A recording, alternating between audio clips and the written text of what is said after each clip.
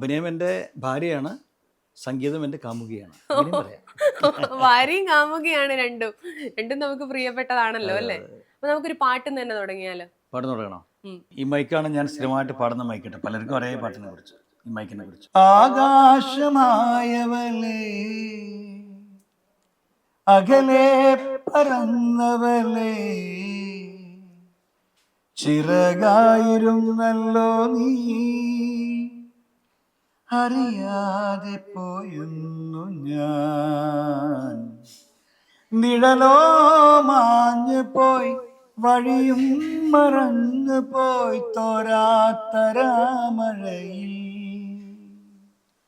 ചൂട്ടുമണഞ്ഞു പോയി, പാട്ടും മുറിഞ്ഞു പോയി, ഞാനും ശൂന്യമായി.